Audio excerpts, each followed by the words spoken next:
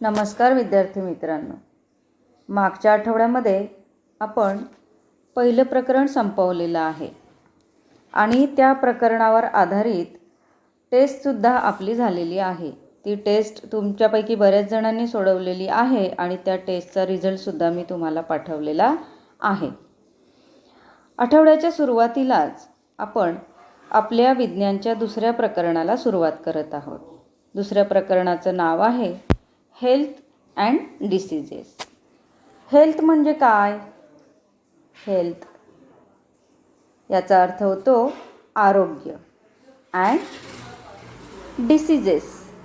Diseases म्हणजे आजार किंवा रोग. तर या प्रकरणामध्ये आपण आरोग्य आणि रोग याविषयी माहिती घेणार आहोत. विद्यार्थी मित्रांनो, बऱ्याच वेळेला आपण शाळेमधून सुट्टी घेतलेली असते. कशासाठी? तर आपली तब्येत बरी नसते म्हणून. What happens exactly when we become sick? जेव्हा आपण आजारी पडतो त्यावेळेला नेमकं काय होतं? Sometimes we feel good even without taking any medicine. And sometimes we need to consult doctor and take regular medicines in sickness or in illness. म्हणजेच काय? तर बऱ्याच वेळेला तिसरा मुद्दा काय? तर बऱ्याच वेळेला विदाउट एनी मेडिसिन, कुठल्याही प्रकारची औषधं न घेता आपण काही काळानंतर बरे होतो. पण बऱ्याच वेळेला आपल्याला औषधं घेतल्याशिवाय बरं वाटत नाही. असं का होतं मग? तर या सर्व प्रश्नांची उत्तरं आपण या प्रकरणामध्ये शोधणार आहोत. ठीक आहे. तर धड्याच्या सुरुवातीलाच आपल्याला हेल्थ म्हणजेच याला आपण आपल्या मराठी भाषेमध्ये आरोग्य असं म्हणत असतो. मग आरोग्य म्हणजे काय? हेल्थ म्हणजे काय? तर हेल्थ या शब्दाची व्याख्या किंवा हेल्थ ही संकल्पना, ही कन्सेप्ट काय आहे ही आपण बघणार आहोत. Health is a state of complete physical, mental and social well-beingness and not merely the absence of any disease. फक्त आपल्याला कुठल्याही प्रकारचा आजार नसणं यालाच आरोग्य किंवा निरोगी शरीर असं म्हणायचं का? तर नाही. फक्त आपल्याला कुठला आजार नाही म्हणजे आपलं आरोग्य चांगलं आहे असं आपण म्हणू शकत नाही. तर आरोग्याची व्याख्या मग आपण कशी करू शकतो? What is the definition of the health? Health is a state of complete. Health is a state of complete physical, mental and social wellbeingness. म्हणजेच शारीरिक म्हणजे फिजिकल, मानसिक म्हणजे मेंटल आणि सामाजिकदृष्ट्या म्हणजे सोशल पूर्णतः सुदृढ असण्याची स्थिती. थोडक्यात काय? तर शारीरिक, मानसिक आणि सामाजिकरित्या पूर्णतः सुदृढ असण्याची शरीराची स्थिती. स्थिती म्हणजे स्टेट और condition. This is called health of the body of any organism. कुठल्याही सजीवाच्या शरीराचं आरोग्य आपण कशाला म्हणू? Health is a state of complete physical, mental and social well बीइंगनेस.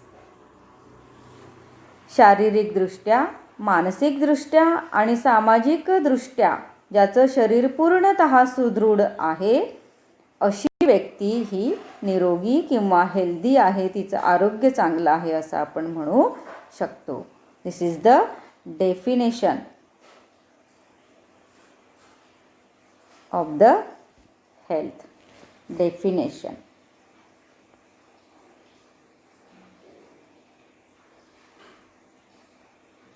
Sometimes this definition is asked to you in the examination. At that time you have to write this definition. Okay. Now let us go to the next point. What is disease? What is disease? रोग म्हणजे काय? रोगाची व्याख्या आपण कशी करू शकतो? What is disease?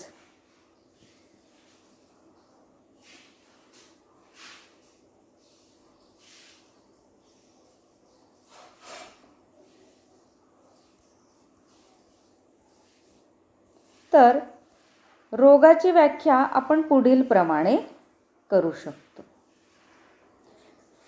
Condition of disturbances. Condition of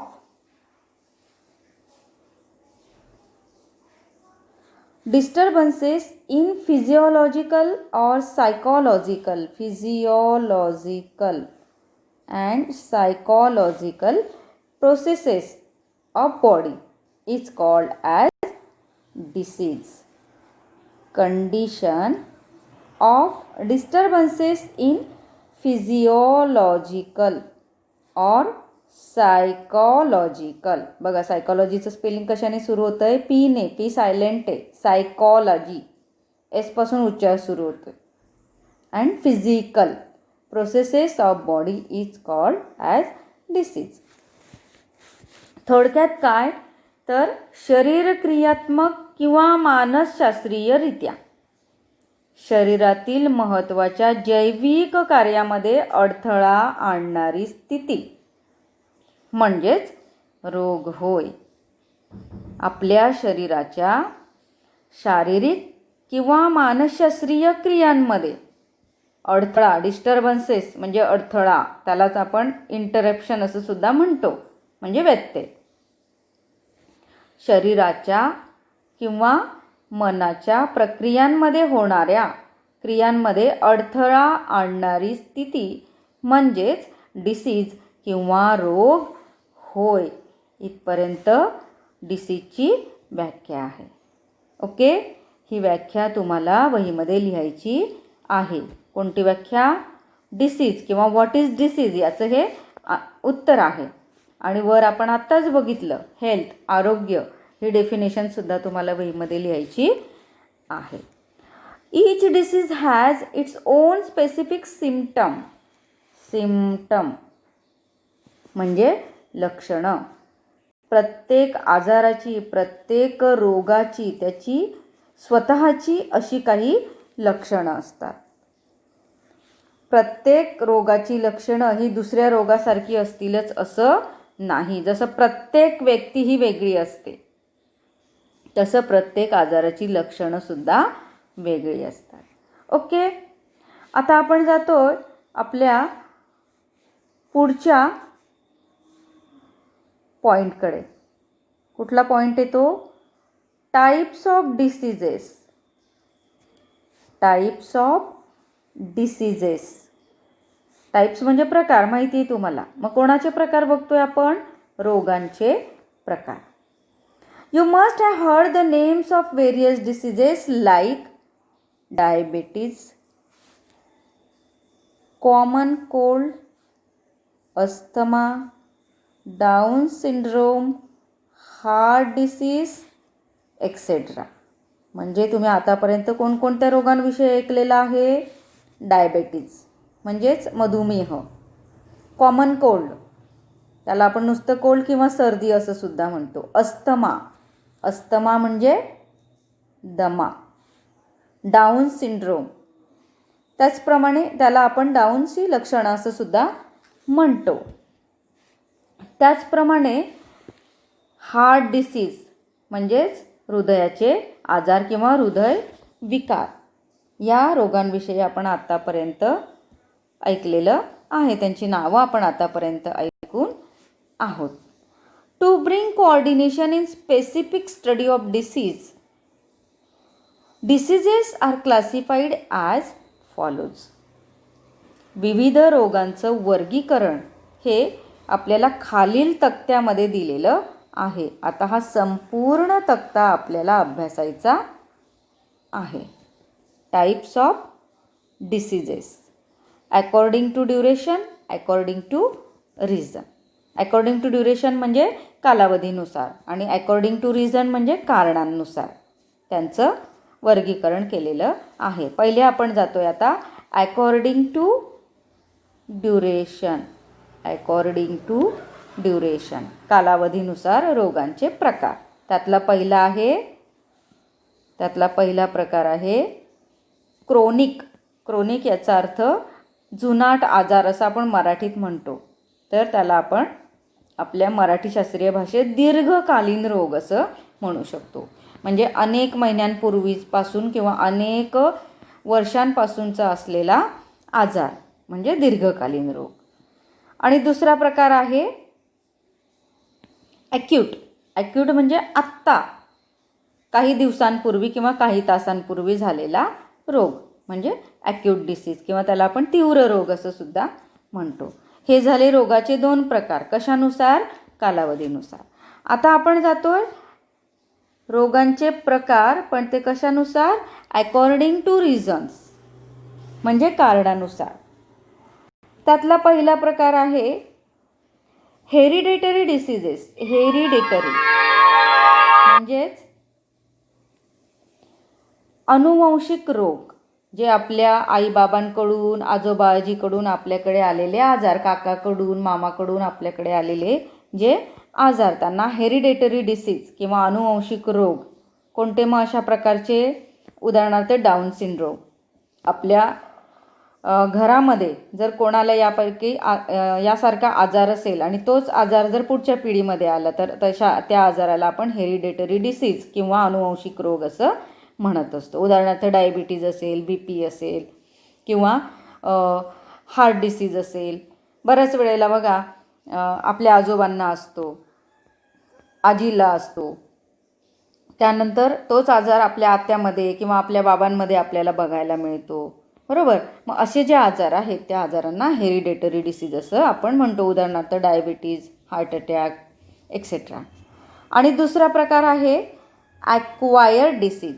acquired म्हणजे उपार्जित. उपार्जित म्हणजे जे कोणाकडूनही आलेले नाहीत पण तरी ते आपल्याला होऊ शकतात असे. त्यासाठी आजोबा किंवा आजी, काका, मामा यांच्याकडूनच ते आले पाहिजे असं नाही किंवा आईबाबांकडूनच ते आपल्याकडे येतील असं नाही.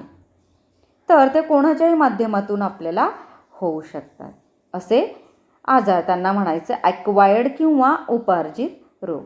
मग हे जे ॲक्वायर्ड डिसीज आहे यांचं पुन्हा 2 गटात वर्गीकरण केलं आहे. मग कोणते ते 2 गट? तर त्यातला पहिला आहे इन्फेक्शियस डिसीजेस म्हणजे संसर्गजन्य रोग. काय म्हणतो आपण त्यांना? संसर्गजन्य किंवा त्यांना संक्रामक म्हणजे संक्रमणामुळे होणारे रोग असं सुद्धा आपण म्हणू शकतो. किंवा कॉन्टेजियस असं सुद्धा आपण त्यांना म्हणू शकतो म्हणजे संपर्कजन्य. बघा काय नाव आहे मराठीत त्यांना? संसर्गजन्य किंवा संक्रामक किंवा संपर्कजन्य. इंग्लिशमध्ये आपण त्यांना इन्फेक्शियस किंवा कॉन्टेजियस असं म्हणू शकतो. उदाहरणार्थ असे अनेक आहेत, त्यापैकी उदाहरण काय दिलं आहे?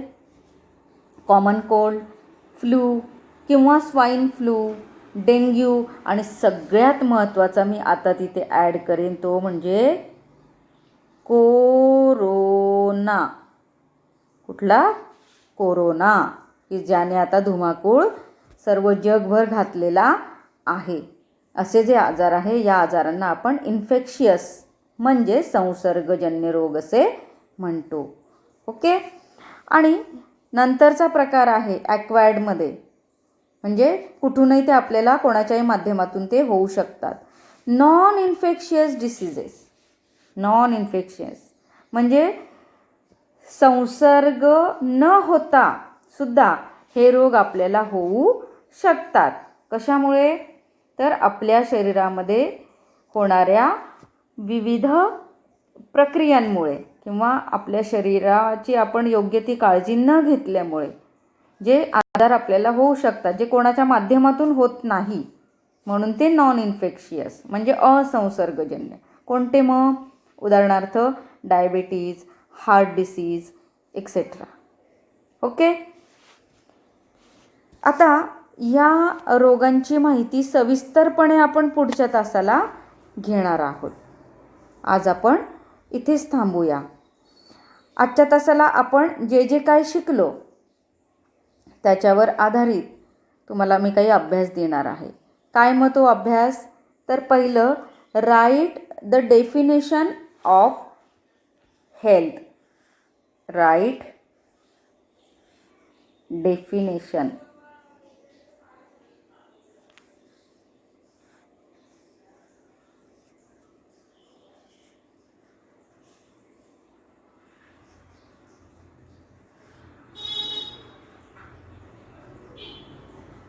Right definition of health. Okay. या प्रश्नाचं उत्तर तुम्हाला लिहायचं आहे. आणि त्यानंतर दुसरा प्रश्न आहे, व्हॉट इज डिसीज. ह्याचंही उत्तर तुम्हाला लिहायचं आहे. आणि तिसरं हा तक्ता, types of diseases. Draw the chart for types of diseases. या 3 प्रश्नांची उत्तरं तुम्हाला लिहायची आहेत आणि आपल्या गुगल क्लासरूमवर किंवा आपल्या ग्रुपवर म्हणजे माझ्या पर्सनल नंबरवर तुम्हाला ती पाठवायची आहेत. ग्रुपवर नाही तर माझ्या पर्सनल नंबरवर आणि गुगल क्लासरूमवर तुम्हाला आता मी जी 3 प्रश्न सांगितली त्या 3 प्रश्नांची उत्तरं लिहून पाठवायची आहेत. ओके. आता आपण इथेच थांबूया.